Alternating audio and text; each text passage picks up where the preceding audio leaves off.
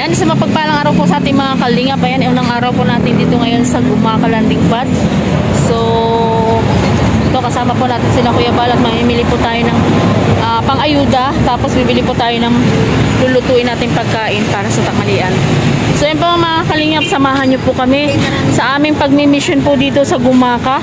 Sana gabayan tayo ni Lord sa lahat ng bawat lakad po natin sa araw-araw at marami tayong maabot na ating mga kababayan na talagang kailangan po ng tulong, no?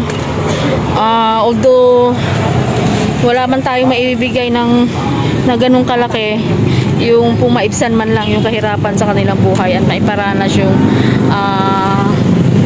kaginhawaan na hindi pa nila naranasan sa buong buhay nila, lalo na yung mga senior natin na tumanda na lang po, no? Tumanda na lang na hindi nakakaranas man lang ng kaginhawaan sa buhay. Yun yung pong mga aabutin natin dito sa Gumaka. So ayan po, sana po ay samahan nyo po kami dito sa aming pagmi-mission dito sa Gumaka Landing Pad. Ayan, abang-abangan po natin yung mga update sa bawat lakad po ng grupo ng Kalinga. Thank you po sa inyong lahat sa walang sawang pagsuporta po sa aming mga video. Huwag po natin kalimutang i-share, i-like, and subscribe po kung hindi pa po kayo nakaka-subscribe sa aking channel, Aljus Eagle TV po. Para po marami pa po tayo matutulungan, no? Yung inyong pag-skip ng ads, pag-share ng aming mga video, napakalaking tulong po yan mga Kalingap sa ating ginagawang mission ng pagtulong sa ating mga kababayan. Maraming salamat po and God bless everyone. So ayan po, starting ng aming scouting po, na dito na po tayo sa mga bundok-bundok ng Quezon. Ayan, hindi ko pa po alam itong mga lugar, pero aalamin po natin ito. At marami po tayong tutuklasin dito sa lugar sa bayan ng Quezon, no?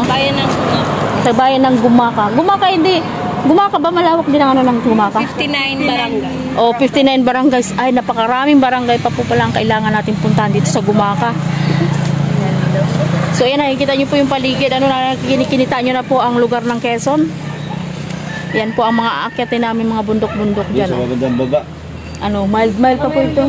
Ayan, lulusungin na po natin yan. Buti na lang po hindi umuulan. Ayan po mga Kalingap po, nakita nyo po yung daan. Grabe po. Doon may bahay doon. Kaya nga, tingnan nyo po mga Kalingap. Sa bandang baba. Kaya sabi ni Kuya, pag wala daw kaming ulam, bahala na daw kami maghanap. May nakita pa kong ilog dyan. Ayan o. Pagkatapos natin mag-scout, mga pa tayo dyan ng hipon. Sapa. Diba? Mga ngapa ka ng hipon dyan, tingnan kulang kung wala tayo kaming pang ulam. So, ayan po mga Kalingap po. Grabe po. Ang dami pa po talaga mga kababayan natin. Doon sa bilang bundok po na yan, ayan o. Meron din po kami nakikitang bahay doon sa tuktok o. Ayan, pupuntahan po natin yan. Pwede ka tumawid doon, ayan na may baging. Babaging talaga ba? Baka Kuya Bel maputol yung baging. Baka hindi ako mabot sa kabila. Dito lang sa gitna, nalaglag na. Ayan po mga Kalingap. So para hindi po natin maramdaman ang pagod sa mga akyating bundok na i-enjoy na lang po natin yung bawat araw na pag-i-scout dito ng lakaran. Diba? Kasi wala naman po kami sasakyan, walang service. Kaya ang talaga po dito ay lakaran. Mapapasubo ka po talaga dito sa lakaran. Kaya ayan, bundok-bundok na yan dito sa Quezon. So syempre dito ko namimiss si Falcon kasi wala akong motor, diba? Mamimiss ko na naman si Falcon dito kasi walang motor. Walang kabady-bady. Walang kabady-bady. Wala akong magbubuhat. Walang lahat. Ay, palagay ko. Ay, pag dumating si Falcon, maskulado na. Hindi, maskulado na, Kuya Mel. Pag nakita ka, ay, agoy, ito ang asawa ko. Anong ginawa mo? Ba't pumayat ka na? Agoy. Hali ka na. Tingnan mo yun. Marami pa po talaga dito. Susuyudin ang mga kasulok-sulukan ng Quezon. Ayan, sa mga bandang tayo. Ayan.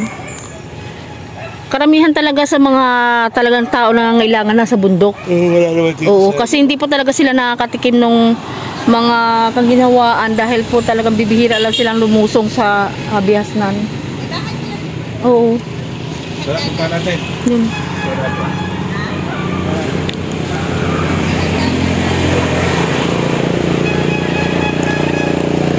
Saka malinis po yung yung ilog dito mga Kalingap po.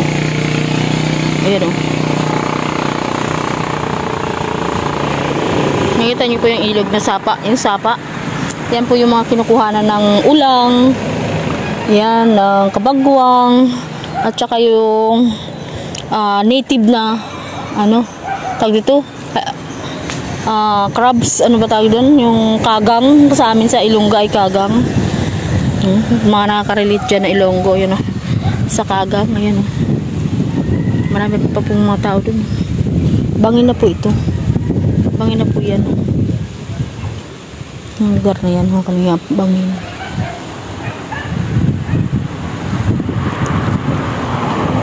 Prutas din.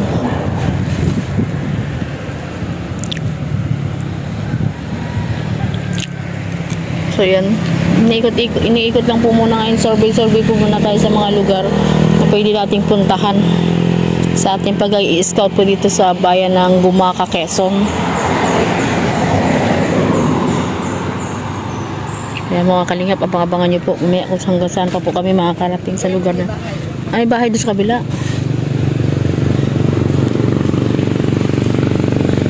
Ay, oo. Grabe, nasa tuktok ano? Nasa tuktok. Andun yung nasa tuktok ng bundok. May bahay sa loob.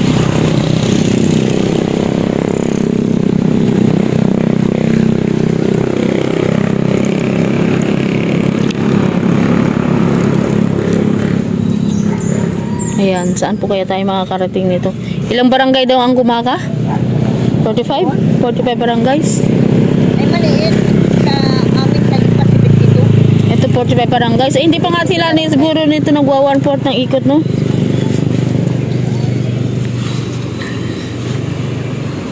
Bangin, no?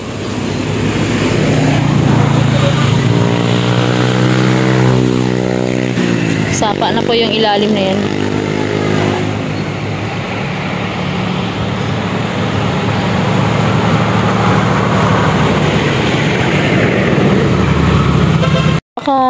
Ano po dito ng mga kababayan natin sa Gumaca, Quezon, napaka-approachable po talaga nila. Si tatay ay namit lang po natin siya dyan sa daan. So ayan, sinama niya po tayo dito sa kanyang farm. At ipapakita niya sa atin yung kanyang mga alaga. Si tatay po ay may nagmamayari po ng 3 hektaryang farm dito sa lugar na ito. Tatay, malayo pa ba tatay? Ito. Ayan pa na, ayan. Ayan.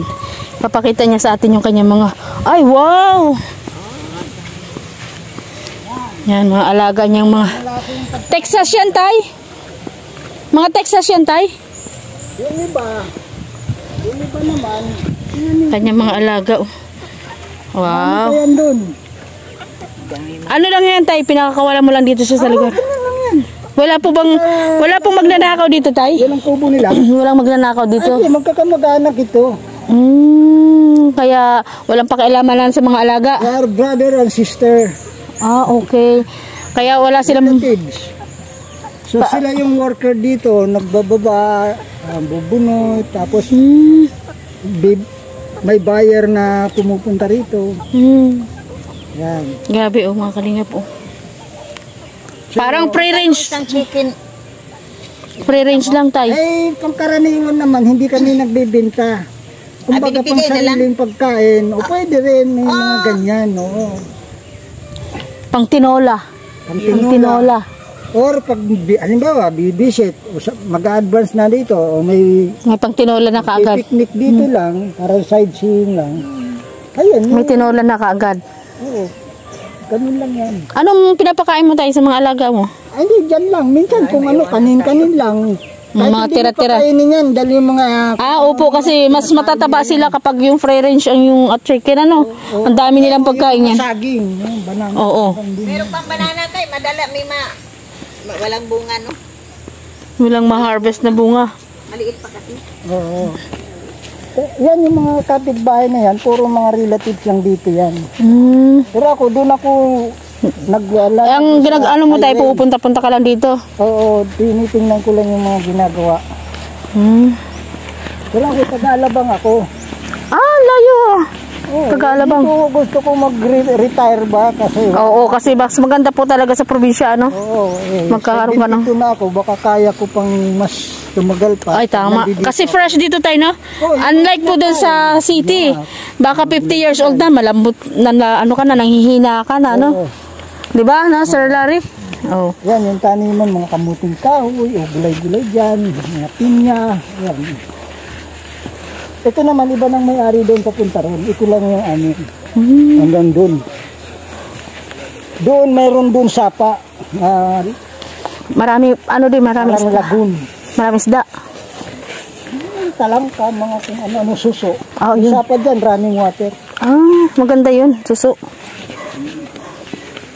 Mabuti naman. At Na po tayo ngayon maghapon at nandito na tayo ngayon sa landing pad. Yan. Thank you po sa safety namin sa maghapon. Tayo po ngayon ay magluluto naman ng merienda. Para saan yan, Galberta? Mamayang gabi to. Para ulam. Ulam natin mamayang gabi. Yun, kasi dumaan na po ng palengke si Kuya para sa hapunan, sa merienda, para sa bukas, pangkain. Ayan. Right. Thank you po sa maghapon namin na paglalakad. Ayan ang araw natin dito sa Bumakalanding Pad.